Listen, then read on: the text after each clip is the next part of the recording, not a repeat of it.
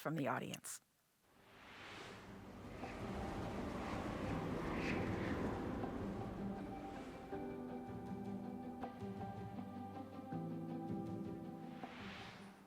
So Yamina, our first question is for you. Historically, mobility has been provided either by private commercial enterprises or public transportation projects. What's the potential for public-private partnerships looking ahead?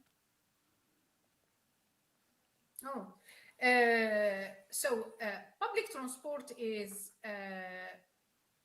more and more, in terms of business model, is more and more public-private partnerships.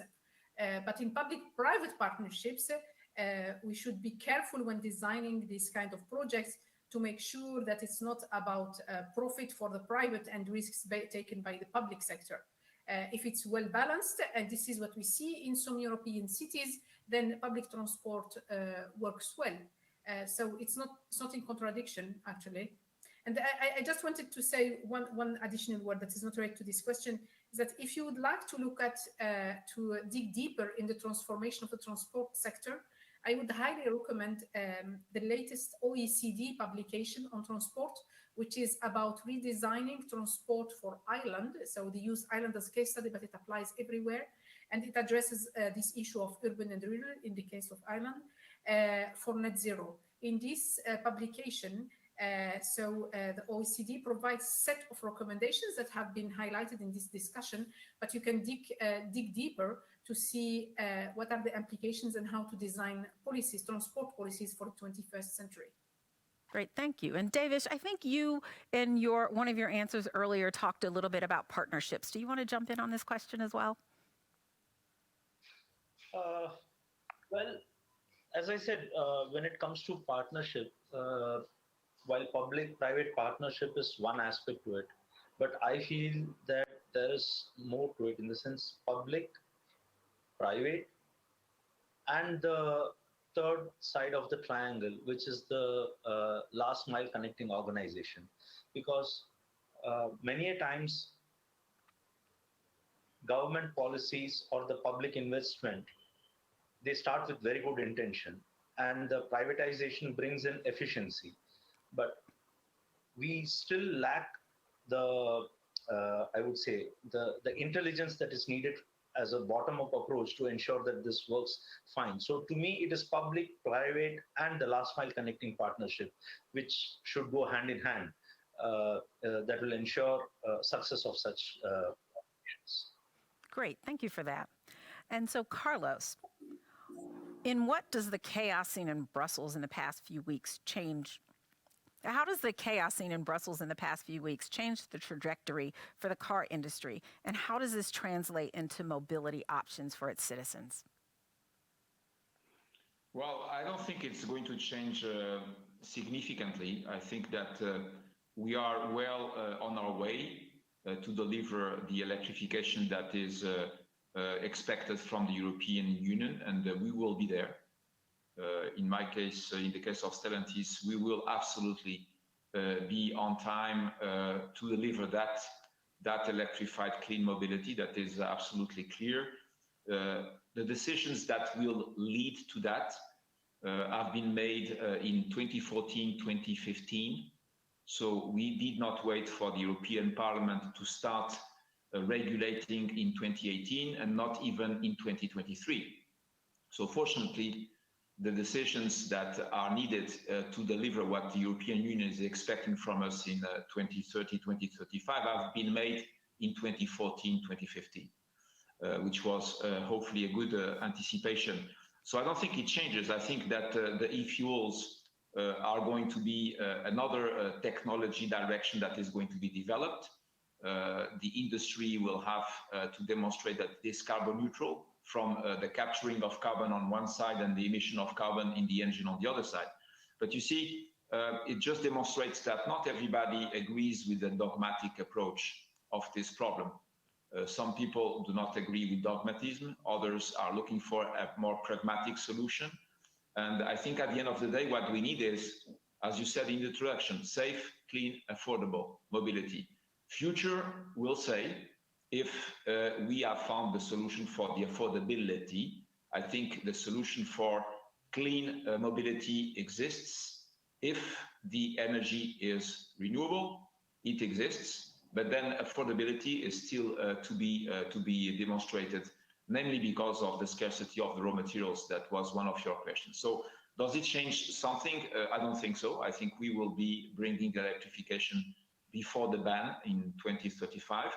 We need to recognize this is a deep transformation of the industry that will have a deep impact on the societies in which we are operating, and people should be prepared for that.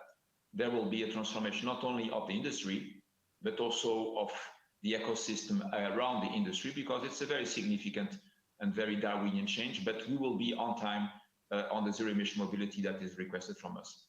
Great, thank you for that, Carlos. Mons, I think you want to jump in on this question. Yeah, I'd like to comment on policies here, and I'm happy that Carlos mentioned e-fuels. There's also another set of fuels that we haven't talked about today, which is the biofuels. And while there has been problems with some of them, like ethanol coming from foods, we are not talking enough about biogas, because if we want synergy between local pollution, health, water problems, and affordable transport, biogas is a low-hanging fruit to capture. We can ferment and digest wastewater from municipal, from industries, from solid waste, from agricultural waste, and from waste from abattoirs, for example. And this potential is quite large, but now with the kind of regulatory approach that the EU is taking, they are sort of removing the possibilities to use biogas. They cannot separate properly between fossil carbon emissions and carbon emissions that are part of a natural cycle. So I am afraid that policymakers are providing too narrow frames and excluding options for transport that might very well have enormous synergies for societies, and both in terms of also affordability and mitigating climate change. And biogas developments are, for example, a perfect kind of municipal activity that can power fleets of minibuses in cases where the electrification is not available. Thank you. Thank you for that. Ben, what's your take on this? Yeah, I just wanted to, I think the combination of these two last questions on what are the opportunities for private-public partnership and sort of the pathways on the 2035 internal combustion engine phase-outs, the policies that are developing across different countries and states. One thing that hasn't been mentioned here is the connection between the transport and energy sectors. And I think there's really a lot of folks in the transportation industry, as well as in the industry, in the energy industry, should think about how there is this sort of public-private partnership, particularly around the vehicle grid integration. We're going to see a lot more electric vehicles in both private vehicles and public transport fleets, freight fleets, municipal vehicle fleets, and how and when these are charged and how they integrate with the electricity grid is really going to be important in how both electricity is used and how all batteries and also can be harnessed to feed back into the electricity grid. You know, we're moving from this internal combustion source of fuel, right? From the fuel happening within the vehicle to the fuel moving to the power plants that are providing, or the renewable sources that are providing the power, the fuel essentially for these vehicles. So we really need to think about that symbiosis between the transport and energy sectors that can create sort of the two hands clapping to reduce emissions. Thank you for that. And then Carlos, I think you wanted to jump back in on this one again. Yes, thank you for giving me the floor again, Cecilia. Just wanted to support what Mons was saying. Certainly our societies are losing a lot of great potential by not having technology neutral regulations.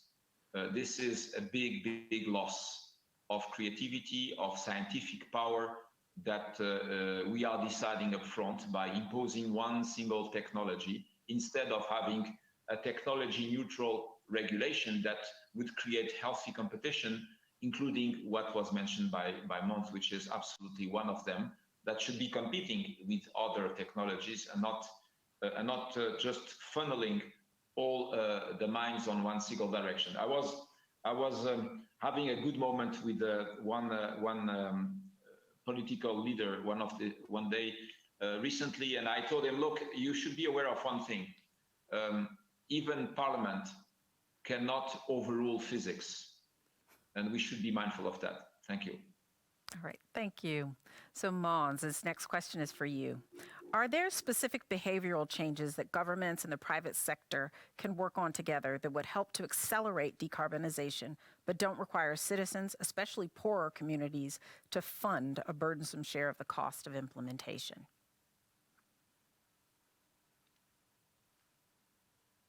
Mons, we can't hear you. Sorry, I was muted. The issue of behavior, thank you for raising that. It's an incredibly important area for the transition to climate-friendly transport. And I think we've seen some of those behaviors being triggered by policy. I think also we see kind of the user norms changing when, for example, in the case of electrification, how the first generation of Teslas were so desirable that it sort of shifted around the logic around going for electric. And the pioneer countries like Norway, it became sort of the desirable option. And if you were a successful person, you would go for that. That was entirely the opposite from 10 years before, when the electric vehicle had a kind of a nerd status. And gradually, this has also changed the way that the electric cars are also treated by the dealers in selling the cars. Where nowadays, if you go into a car dealer in Sweden, you're not able to even test a fossil car. You're going to only see the electrified vehicles and the plug-in hybrids on display for testing. So I think the market has been driven by higher income, desirable kind of consumer. But that means that when that happens, they pull the sort of the market and they pull the learning curve, and we are seeing gradually that the prices are going down in terms of this learning curve quite rapidly. So, although there are hiccups now in the global supply chains, as we know. So, actually, I think that governments don't need to do too much on behavior. I think this is kind of happening now on its own and it could even be counterproductive for governments to try to interfere too much on the behavior aspects. But poorer communities, I think they need support with infrastructure. They need support with those kinds of things that, for example, charging at a much higher level than we see today. Now the charging stations, they come up where there is money, not where there is a need. And that's I think the big contribution for government is on charging now. Thank you. So Mons, I have a follow-up question for you. As you talked about what happened when the higher income people decide that EVs are attractive, is there a downside to EVs now being a status symbol or a show of luxury? Is there any downside to that? Well, maybe it is indeed making or sort of prolonging the norm that a personal car is the ultimate sort of sign of success, which is the paradigm that we need to get out of.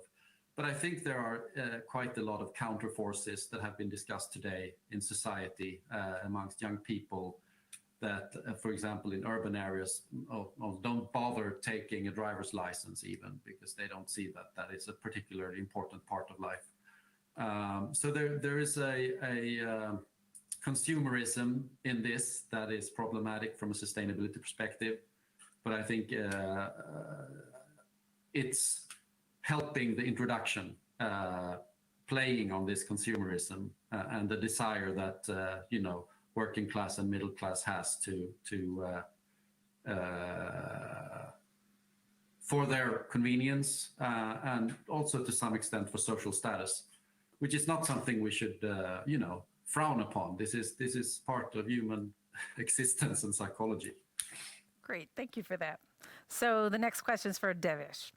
Freedom of mobility is about bringing goods and services to people to satisfy their basic needs. But freedom of mobility is also about expanding life's experiences for all. How do we combine these needs for all citizens on a public scope? Wow. Okay. To begin with, to answer this question, I'll start with what I think Man was mentioning a few minutes back, that about this, the burden on the poor community. So what we have seen as a success is that when we connect these technologies of decarbonization to the carbon market, we get a lot of price reduction, and it makes it more affordable. For example, a biogas unit, we could bring down the price to 20% of its selling price, and thus we were able to attract more people from rural places to adopt that, to accept that technology. So I think if we look at it in a creative manner with respect to mobility also, this can be done. Point number one. Point number two is that coming to this question, it's about, on one side I have basic need, but the other side is expanding life's experiences. But I think life's experiences, when it comes to developing countries, even within developing countries, the rural side, people from lower strata income, and I would say not included gender, the dynamics change dramatically.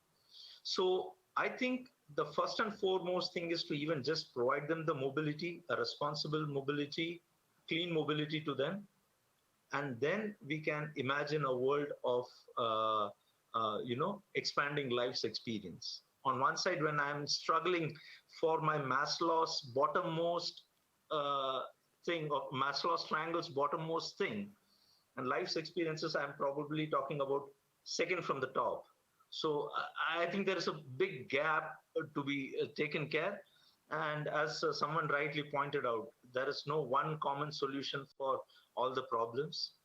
So that's where the action research, which is supported by local CSO that I was talking about, will bring out all these things.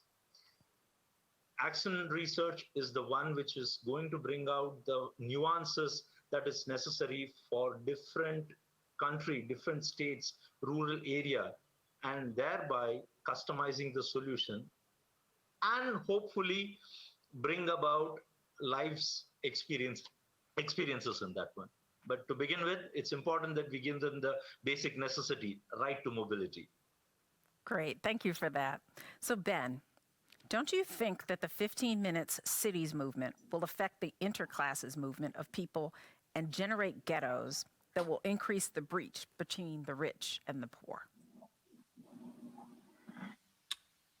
No, I do not. I think that we should be looking for all citizens, for wherever people are living in metro areas, to increase their access to nearby access to jobs and opportunities. So these should not be efforts that are geared towards specific gentrified areas of cities, but all across metropolitan areas, to increase people's access to regular, reliable public transport, to increase and reduce the need for single-family zoning and the like, for example, in the United States, so that more nearby amenities can be established. Most trips, for example, are below. For example, in the United States, most trips are under 5 miles, and a plurality are even under 3 miles. So really, there is an ability to shift many existing trips to walking and cycling that created in neighborhoods. So I think this sort of controversy that's been developed in some countries like the UK around the 15-minute city is somewhat of a concocted pitting of forces against one another that really, when you get into reality, we're just talking about shifting some trips away from private motorized service vehicles to having those as more of options for people to walk, cycle, and access public transport. This is not some sort of, I think it shouldn't be put in some kind of political battle of right and left and so forth. So, Ben, while you have the floor, do you want to comment on Davish's question? Or I think you had your hand up on that one. I did have my hand up about your question about having electric mobility, maybe for, the shiny, making it a luxury purchase that's only for a few, maybe.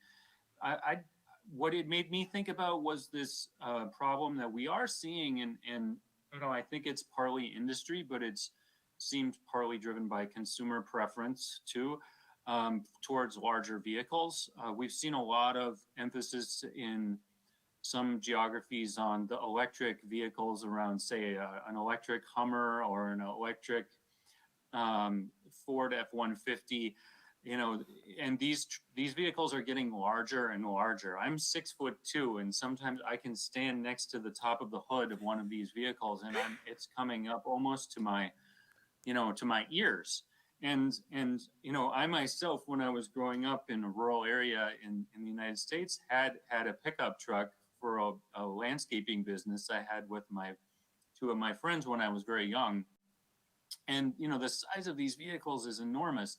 The battery sizes for these vehicles is much, much bigger than when you compare it, say, for an auto rickshaw in India. So when we're thinking about the resources that are available, but also the safety implications, like the rising number of pedestrian fatalities happening in the United States, I think there needs to be more cooperation on how we build more humane automobile systems for that are also contributing to road safety and emissions and battery supply and the like that are more sustainable.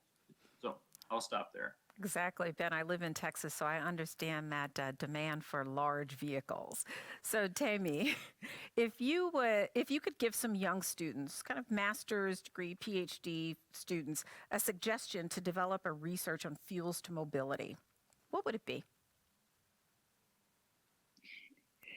I think it would be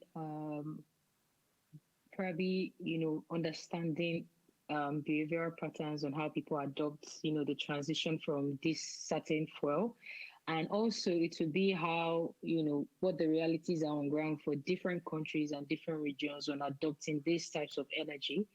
And the last one would probably be, what is the scalability and let me say the scalability and the realities of using some of these things in certain countries. So there are still some countries that are very fossil fuel, reliant.